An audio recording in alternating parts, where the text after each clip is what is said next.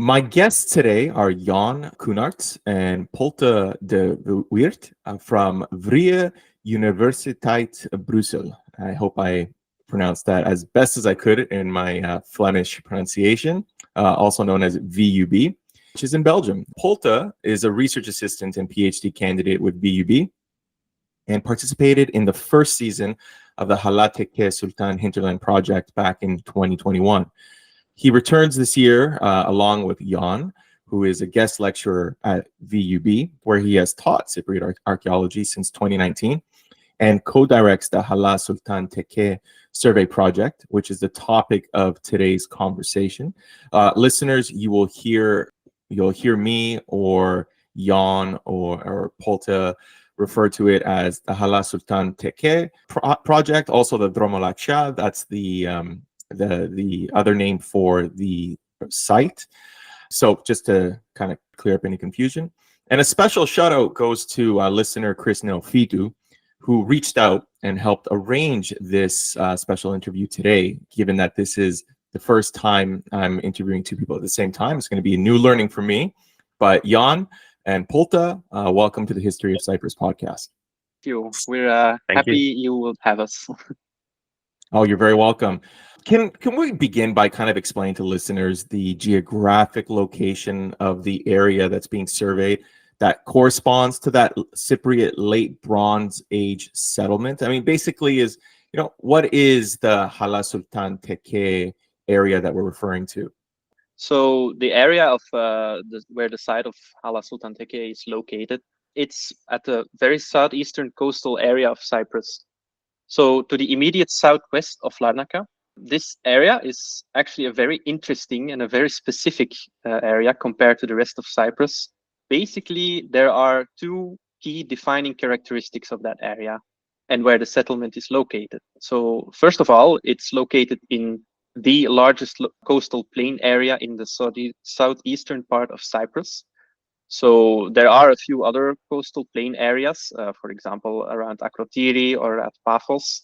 But Hala Sultan Tekke, or rather Larnaca, the coastal plain there is the biggest one, not taking into account the northern half of Cyprus, but especially in the southern part. And the second important key defining characteristic there is the site is located immediately next to a huge salt lake. There are two salt lakes in the southern half of Cyprus. So it is also a very interesting area for this site to be located, especially the nature of this salt lake. So the salt lake used to be a large lagoon with access to the sea during the Late Bronze Age, which is, of course, a perfect location for a harbor, considering that this would be easy for ships to dock instead of in the open sea. And the landscape itself, the coastal area, the coastal plain, it's a very flat landscape. It's large and it's open. So it's non-mountainous and it's surrounded by two river arms, the Tremitos and the Putzi River. This in turn makes it so that this area is very fertile. It's a very fertile environment, which is perfect for agriculture. It still is today. And there's no need for constructions of terraces or irrigation systems, especially since the relief is rather flat. So yeah, I think that's the key defining part of the environment itself. I never realized that it was once an open port area that gave you access to the sea, and that really changes, I think, my understanding of why that part of Cyprus would have been settled for what it offers. Mm-hmm. So that's a really interesting Polte. It's also an interesting idea, I think, that when you compare it with the Late Bronze Age, when it was an open bay, a lagoon, and it was connected by the port to the Eastern Mediterranean, all these important sites. And it's still today an important place where people meet. Today there is the international airport at Larnaca, which is really close by. So I think it's a fascinating idea that there is so many millennia between the time we are investigating and today. Yeah, and it's still a hub for people and for trade, and so I think it's fascinating in that way. Yes. Yeah, absolutely. Both past and present, quite literally. What's the significance of a site like the Hala Sultan Tekke to archaeologists? Like, what insights can we glean about the period it corresponds to? Hala Sultan Tekke, or Dromolaxia, is in fact of great archaeological importance. In fact, specifically for those studying the Late Bronze Age or Iron Age, which corresponds more or less to the second half of the second millennium BCE. And in fact, it's important on a regional scale, but also on island, if you look island-wide or in the Eastern Mediterranean. If you look on a regional level, then Hala Sultan Tekke was during the Bronze Age a major urban center. And like Polte already told, it has this strategic location on the southern shore of Cyprus, near the Salt Lake, on the shores of the Salt Lake, which was then a lagoon. And it's equipped with a well-protected harbour. So this made it a crucial hub for local trade and cultural exchange. If you look at the site's harbour and extensive industrial activities, especially metallurgy, this may highlight its role in the regional economy. And the rivers where Polte was talking about, its regional importance is supported by the existence of regional exchange systems organized along these rivers. And if you look at more at an island-wide scale, then was Hala Sultan Tekke probably one of the largest and most influential settlements in Cyprus. And it played a key role in the island's socio-economic landscape and development.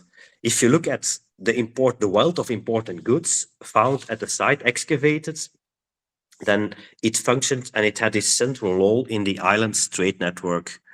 And if you look at how the site's rich material culture, it also provides many insights in the daily life, the customs and the interactions of its inhabitants during the Late Bronze Age, especially the final days of the Late Bronze Age. And if you go even a wider scale on Eastern Mediterranean scale, then Hala Sultan Tekke took part in a broader network of trade and cultural exchange, connecting different civilizations in Egypt, in Anatolia, in Greece. And the diversity of artifacts found at the site show these connections. And that's why this site is so important, to study all these interconnections and reconstructing the histories of all these people and things. You are both a part of the Hinterland Survey project. So what is that exactly? And what are its aims? And of course, why is it called Hinterland? Like, does it imply that this area was, or the surrounding areas, was far removed from the city centers of the island? Can you just tell me a little bit more about how many seasons you've been excavating, so on and so forth? I think it's a very interesting question. And if you look at the site, which the Hala Sultan Tekke, Dromolaxia-Vyzakia, and despite it has been excavated for nearly 50 years, there has been little systematic investigation into the relationship between the site and other sites in which are more surrounded around the rivers, and how it relates to the mountains and with the copper mines, for instance. And by hinterland, we mean in fact the area surrounding Hala Sultan Tekke, more or less its socio-economic zones from the coast to the mountains, and how its hinterland then interacts with sites along, especially the Tremitos River. In that, and additionally, it's important to place Hala Sultan Tekke more in its environmental setting, and how this environmental setting interacted with the sites and how people were going through the landscape.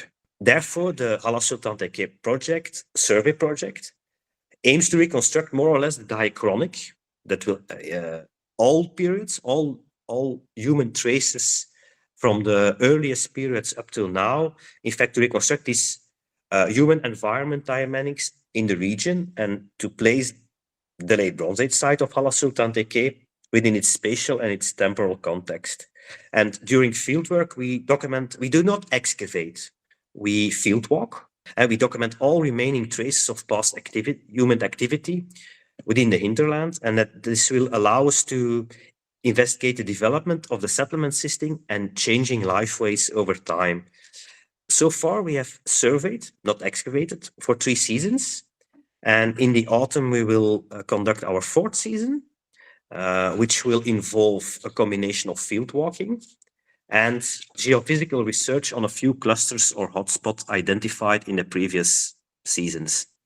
Field walking, that's not a term that I think most people would be familiar with, including myself. No, field walking is, let's say, a few people who are really walking at a certain distance through the landscape and then picking up all the things you encounter, all the human things you encounter. Let's say pottery sherds. So we collect all traces of human activity, pottery sherds, metal slags, and all these things.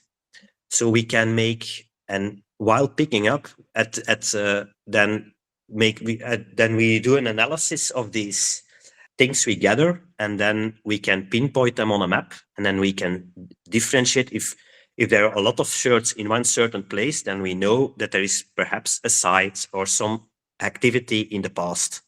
So it's not that technological but it takes quite a lot of time, but it allows us to cover large areas in the landscape. And so in that way, we can differentiate it involves also not one period, but all periods, artifacts from all periods, in fact. Yeah, can I jump in here? Because it's interesting because Jan explained, we pick up all traces of human activity in a landscape, but maybe it's interesting to have a look at how they get there, or at the surface level, because what we do is indeed we walk in transects, or we walk in narrow lines with a lot of participants. So picture a large field, or a large agricultural field, and we start at one end in a row. We're spaced about 20 meters apart from each other, and we just walk one straight line over this field. And while we're walking, we collect all the material that we see at the topsoil. But of course, this material had to get there at some point. So basically, the reason why we can do this is because it's mostly agricultural areas. There are farmers that work these fields, and their tractors or their plows, they transport the buried archaeological remains. They transport these remains to the surface. So that's how we can see them, how we can find them. And indeed, it can relate to anything that's buried below the soil. It can be of any period, or any kind of it doesn't have to be a settlement. It can be any kind of human activity area. So it's hard to initially understand what kind of human activity took place in the past at these areas. So yeah, the collection itself is not very technical, but the follow-up study of this material, that involves indeed, like, first of all, pinning it on a map and seeing where all the hotspots are and where all the clusters are, but also studying the material. And with studying, of course, pottery is the most common one that gets studied, because there are morphological characteristics of pottery that can be linked to certain kind of activities, like what this material was used for, or which to in a turn, certain time, yes. Yeah, or to a certain time, or periods, or even international material, like from other geographical areas around the Mediterranean, for example, that we see that material from the Levant or from Egypt. We sometimes see that this material ends up in these locations. So that gives us more hints about the connection, first of all, and the use of this potential site that we uncover, or we discover at this area. Mm-hmm. So it's not exclusively a Bronze Age that you're looking for. You're looking at any period that this site would have been occupied, and any finds, whether Bronze, Iron Age, whatever it might be. It's indeed the premise of our surveying is that we do a siteless survey. So we do not know beforehand if there are any hotspots of human activity or sites present, but we see the landscape as a one blank canvas, a continuation. And by registering where we find these materials afterwards, we like Jan already said, we point it on a map and we see where the clusters are, and we get all the metadata that can be linked to these clusters. For example, what chronology does it relate to? Maybe at some point you can discover a hotspot, or like a sherd deposit that refers to an Iron Age chronology specifically, or it can be linked to multiple periods, like you find some sherds of the Bronze Age, or Late Bronze Age. You find some Iron Age shirts. There could be Roman shirts in there. So that's when it starts to get more complicated and need for further study to understand what happened at this location. Jan mentioned that, actually both of you mentioned this was a site that has been continuously inhabited for thousands of years. And, you talked about how it offered access to the Mediterranean, so on and so forth. What else is appealing about that site? Like, would we consider it fertile? Like, was it a place where, you think of the Mesoria Plain? We know that's a very fertile part of Cyprus. It attracted a lot of settlement for that reason. Is that the same for Dromolaxia, or is it what else might it have to offer? It's a bit a difficult question in a way, because you have to look at different parameters, in fact, to see because it's fertile. It's a strategic location especially in the Late Bronze Age. But the curious thing is that before the Late Bronze Age, we don't have a lot of sites. And that's one of the main drivers of our survey, that we would like to know what happened before this Late Bronze Age. Why isn't there any Neolithic, for instance?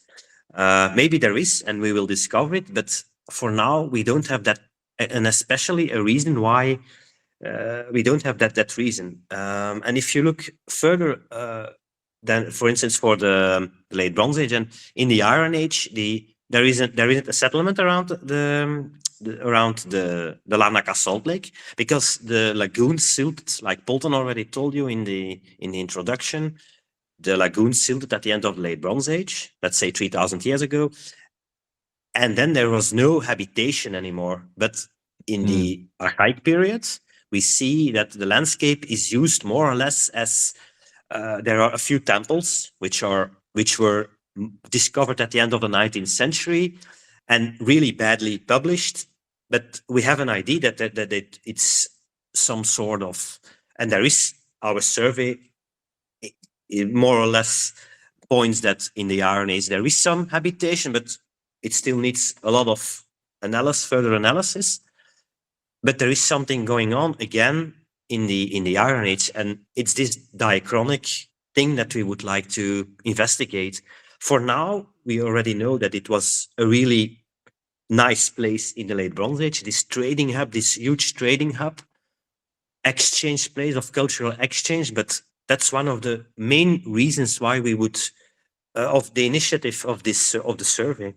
To understand this declination event better, because like Jan like Jan already said, this siltation event of the Salt Lake caused a major factor that changed the landscape quite dramatically. In what proportion can this be linked to the abandonment of the site, the decline of the site? We're trying to understand that and all the other kind of factors. So not only this, but for example, the fertility of the area. Yeah, it is a very farmable, arable land. Why didn't it continue, or did it continue to be used as farmland in later periods? Those are things that we are trying to find out. We know of settlements around the area of Hala Sultan Tekke, but it depends at which time, at which chronology you look at it. For example, if you go earlier to the Middle Bronze Age, we see that there are clusters or known hubs of human activity much more inland. For example, Klavdia is well known in that regard, or not well known, but known to us. Known to archaeologists.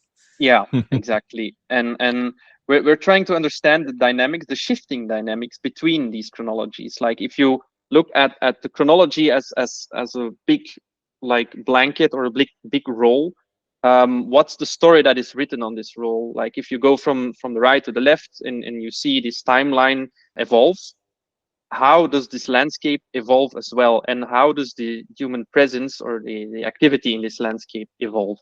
In that way, it's also important to consider how people move through the landscape. For instance, moved and transported things through the landscape. For instance, for the Late Bronze Age, we know we have this big trading hub. And how does the imports, we know ships are coming from anywhere in the Eastern Mediterranean. And what happens then? What is the exchange? We think it's copper, for instance, in that period, which is exchanged. But how does this copper get into the trading hub? Is it directly? Is it along the rivers? Are there any sites which already process a part? Is it the ingots which are? So there are many questions which we, with this survey, which we would like to answer. How is the relation of Hala Sultan Tekke with sites in its hinterland, with sites in the mines, with the mines in the mountains? So these are questions we would like to answer, or at least try to answer with our survey. Yeah, you mentioned that that area has been excavated since like the 19th century. So it's been known for quite some time. What do we know? Is it originally an industrial complex? Like, what is the nature of that site? The nature of the site, it's in fact, it's a harbor site. It's the trading hub, and systematic. It has been discovered. It's only at the end of the 19th century with the British entering Cyprus, and they wanted to have some nice Greek things, and they plundered, in fact, the site, the graves, which were plundered. So that's one of the reasons why we have a lot of artifacts from Hala Sultan Tekke in the British Museum. Luckily, we have there are systematic excavations from the beginning of the 1970s, and there we have excavations. There suggest that the site more or less reached its peak during, and now I'm talking in archaeological terms, in late Cypriot 2C until late Cypriot 3A, which corresponds in absolute chronological terms to about the second half of the 13th century until the beginning of the 11th century BCE. And after that, the site went more or less in decline, let's say the end of the Late Bronze Age. Systematic excavations have uncovered a rich and diverse material culture and luxurious imported goods from all over the Eastern Mediterranean. And the site revealed, in a way, habitation zones, industrial workshops for textiles, for metallurgy, and also burial places close to the living quarters. The thing is that in a way, the houses and the workshop fit nearly with this idea of an important trading hub with many connections across the Eastern Mediterranean. But the thing is that we don't know exactly. For instance, we don't know the ancient name of the site.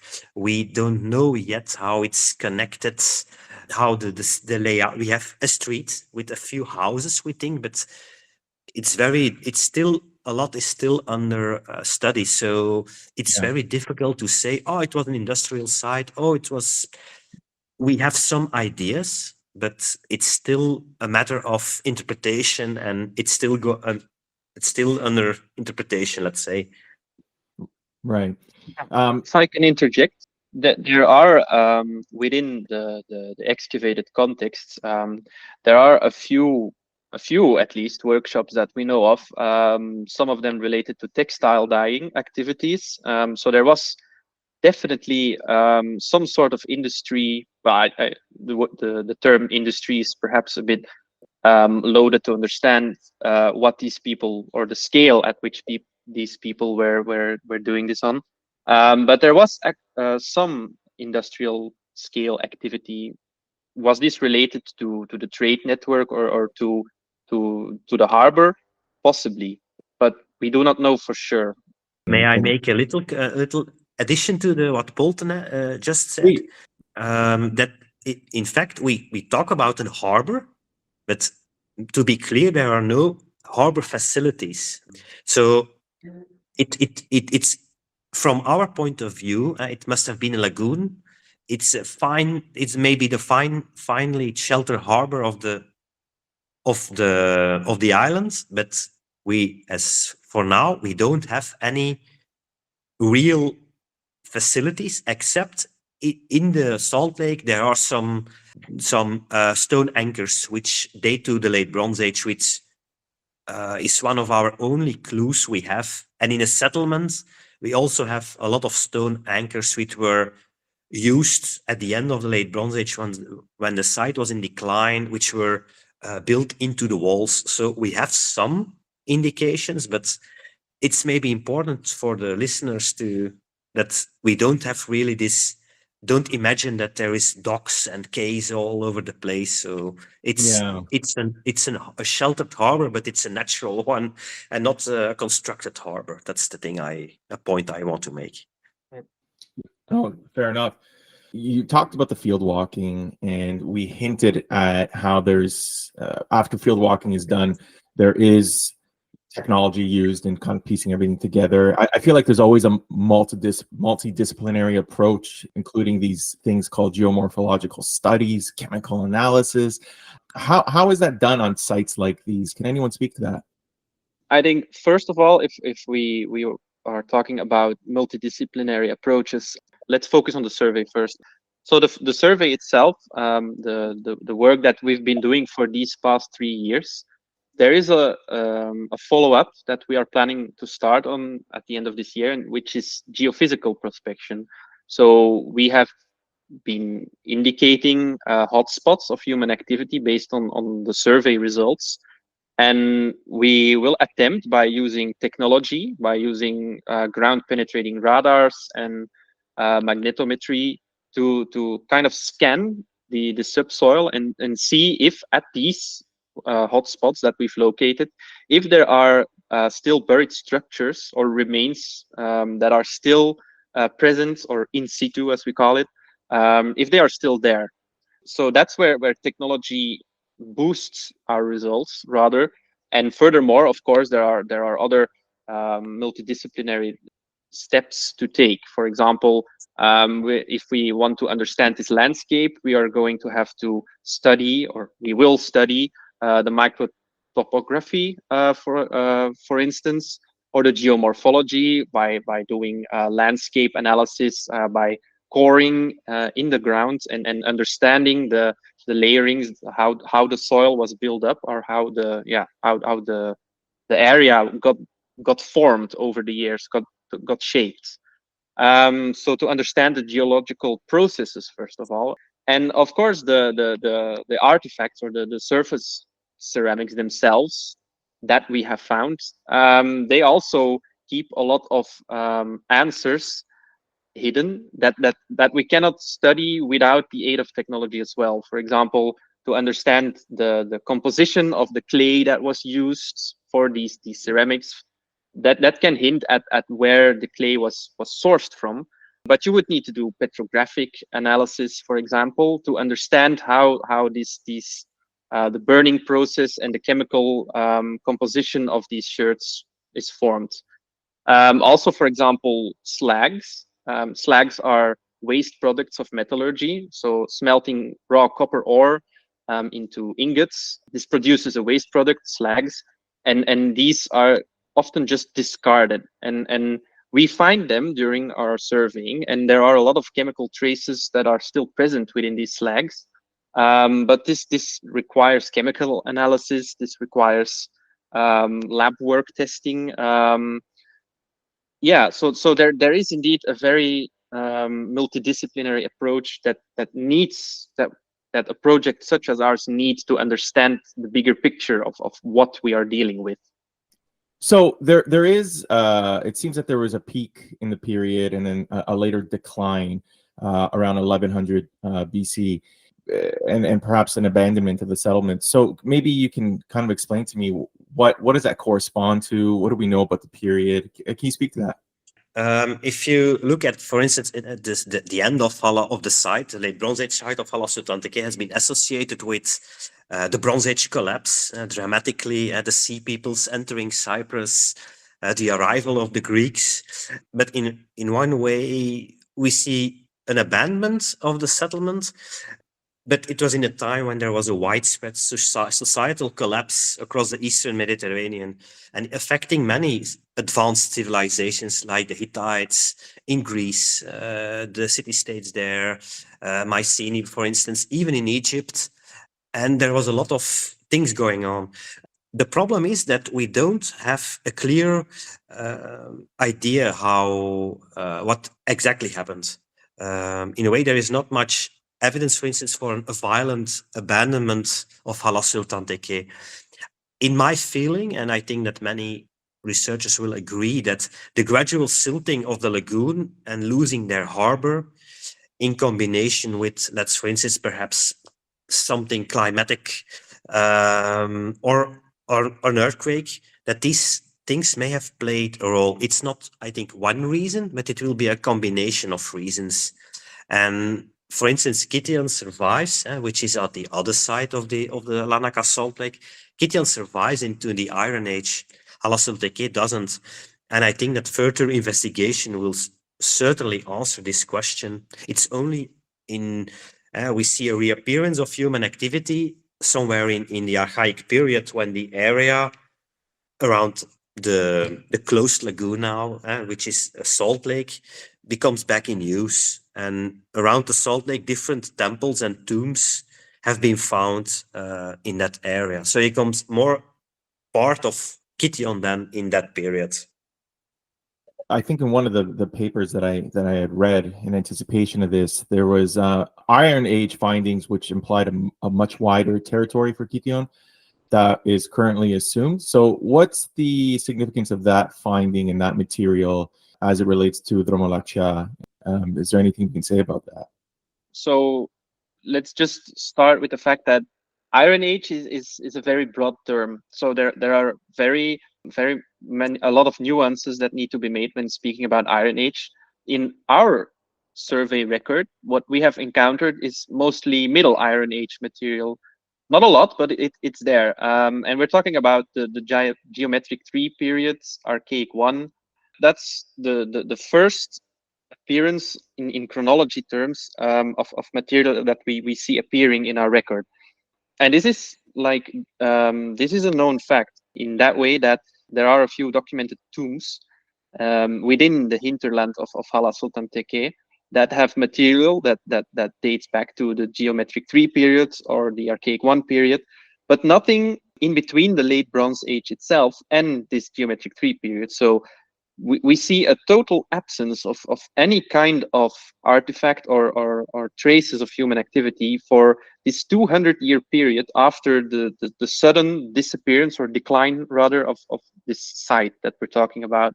And this geometric 3 periods material that we see, it can mostly be linked with burials. So there isn't any clear indication that there was like a settlement or any kind of other hamlet or whatever activity that relates to people actively using or exploiting the area. But rather, if we look at it further, there is material that or we have encountered material from the classical period, so which is a lot later than this geometric stuff, and that's where we see concentrations of material again, and so there are hotspots of this classical period material that would indicate that there is an interest again in this area. And if we look at, for example, these tomb or these temples or sanctuaries rather that Jan told about earlier, which has been discovered in the late 1800s, so the 19th century, they were poorly documented. But from the information that we have of those is that they also relate to the archaic 2 period, so which is about 600 BC. That around that time, this would be interesting to see, to look at our material in relation to these locations of these known temples or these known sanctuaries, because at that point we see that from Kition was back again very much a bustling town at that point, and there are indications of Kition widening or expanding its territorial claim, or its territorial use rather, of the landscape around this site by using these sanctuaries or by planting in these sanctuaries to give a meaning to symbolically reclaim this area. And within our Dromolaxia area, there is the mosque of Hala Sultan, but we know that that below the foundations of this mosque, there are also elements there are material records that date back to this archaic 2 classical period. So we see this landscape gets, between quotes, reclaimed by Kition. And in our survey, we see also that there's a resurgence of human activity within the broader area around Hala Sultan Tekke itself. Can I add something? It's also Please. important to consider that when you have this abandoned late Bronze Age landscape in the Iron Age, and it's in other places in Cyprus too, for instance in Maroni too, that they in fact reclaim this late Bronze Age landscape in the Iron Age, and they reuse it often in a more sacred or religious context. So it fits within this broader island-wide idea of we are reusing this late Bronze Age landscape. So what are the long-term goals for the Hinterland Survey project? Like, how do you anticipate contributing to the broader discussions around human landscape interaction patterns? It's a big goal that we are setting ourselves, but in a way, and we will now start our 4th season, and it started quite small, but we would like to further investigate, of course, the diachronic human landscape interaction patterns. We mostly talked about the Bronze Age and the Iron Age, but there are many other periods which are really fascinating. Let's say the Ottoman periods, the other historic periods, which is also important in this area.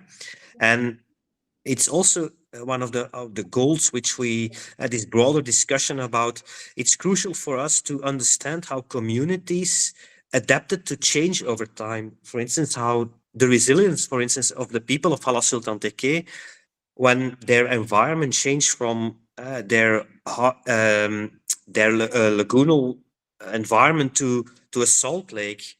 And in fact, our research want to show how this adaptability to these environmental shifts was going on and what happened. And we also will we intend to extend our survey in other parts within Southeast Cyprus, within the Tremitos River Valley. And we will not only use field walking, but also other methods like the geophysical method Polte explained. But also we would like to test our findings with some test pitting, perhaps in a very long future, some excavations. So in fact, it's the first. We would like to know and also connect with other and especially environmental research is needed to understand what happened over time, not only on human scale, but also on nature scale, in fact. It's a very young project. So it's only the 3rd year or we're starting our 1st season now. But there are a lot of prospects. The area that we've covered in these 3-4 years, it is a very broad, a very wide area, and there are a lot of findings. Like Jan said, there are a lot of time periods, a lot of chronologies involved here as well. We didn't talk about it yet, I think, but there is, for example, also we see material that relates to the Hellenistic period, for example, or the Roman period. And these are things that are especially Hellenistic, but also the Roman period is very poorly understood in this area of Cyprus. There is, of course, Kition. There are records of Kition on the Roman period itself. But other than some pottery studies that have been carried out or some stratigraphical context of Kition itself, there is not much known about it. And we've already initiated contact or like consulting specialists regarding this period or these 2 periods to help us understand better and to grow our project into something more.